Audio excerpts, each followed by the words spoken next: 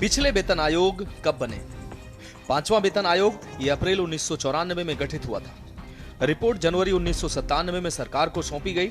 सिफारिशें 1 जनवरी 1996 से ही लागू हो गई। पहले 51 पे स्केल थे, इन्हें घटाकर 34 कर दिया गया। छठा वेतन आयोग ये 20 अक्टूबर 2006 को स्थापित हुआ।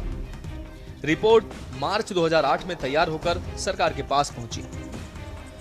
अगस्त 2008 में रिपोर्ट को मंजूरी मिली और सिफारिशें 1 जनवरी 2006 से लागू हुई। सातवां वेतन आयोग फरवरी 2014 में ये बना और मार्च 2014 तक टर्म्स ऑफ रेफरेंस फाइनल हो गए। रिपोर्ट नवंबर 2015 में सौंपी गई। जून 2016 में सरकार ने अप्रूव किया और सिफारिशें 1 जनवरी 2016 से लागू हो गई। केंद्र सरकार ने 8वें वेतन आयोग को मंजूरी देकर कर्मचारियों की खुशियां बढ़ा दी। इससे 50 लाख केंद्रीय सरकारी कर्मचारियों और 69 लाख पेंशनधारियों को फायदा होगा। सूचना एवं प्रसारण मंत्री अश्विनी वैष्णव ने बताया कि आयोग अपनी सिफारिशें 18 महीनों में देगा। इसकी सिफारिशें 1 जनवरी 2006 से लागू होने की संभावना है। यह आयोग केंद्रीय कर्मचारियों और पेंशनरों के वेतन और भत्तों की समीक्षा करेगा। आयोग में एक अध्यक्ष, एक आंचलिक पार्ट टाइम सदस्य और एक सदस्य सचिव शामिल होंगे। इस आयोग की अध्यक्षता सुप्रीम कोर्ट की पूर्व न्यायाधीश रंजन प्रकाश देसाई करेंगे। वहीं कैबिनेट मीटिंग में रबी सीजन के लिए खाद पर 37,952 करोड़ रुपए की सब्सिडी को भी मंजूरी दी गई।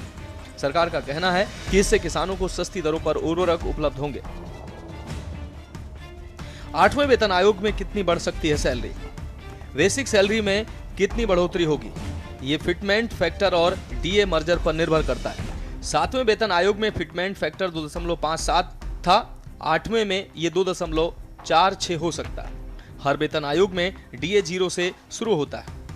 ऐसा इसलिए क्योंकि नई बेसिक सैलरी पहले से ही महंगाई को ध्यान में रखकर बढ़ाई जाती है। इसके बाद डीए फिर से धीरे धीरे बढ़ता है। अभी डीए बेसिक पे का 55% है। डीए के हटने से total salary basic plus DA plus HRA में बढ़ोतरी थोड़ी कम दिख सकती है, क्योंकि 55% डीए का हिस्सा हट जाएगा। नए वेतन आयोग की कमेटी में कौन कौन? आपको बता दें कि एर्थ सेंट्रल पे कमीशन एक टेम्पररी बॉडी होगी। इसमें एक चेयरपर्सन, एक पार्ट टाइम मेंबर और एक मेंबर सेक्रेटरी शामिल होंगे। सरकार ने बताया कि टीओआर तैयार करने में मंत्रालयों, राज्यों और कर्मचारियों के प्रतिनिधियों से कंसल्टेट किया गया है। नए पे कमीशन की कमेटी में जस्टिस रंजना प्रकाश देसाई चेयरमैन होंगी। उनके साथ प्रोफेसर पुलक घोष और पंकज जैन शामिल किए गए। उम्मीद है कि इससे सैलरी स्ट्रक्चर और अलाउंसेस में सुधार होगा। कमीशन अपनी फाइनल रिपोर्ट 18 महीने में देगा। जरूरत होने पर एंट्रीम रिपोर्ट भी सबमिट की जा सकती है। रिपोर्ट में ये ध्यान रखा जाएगा कि देश की अर्थव्यवस्था पर दबाव न बढ़े और सरकारी खर्च संतुलित रहे। स्पेशल डेस्क के न्यूज इंडिया।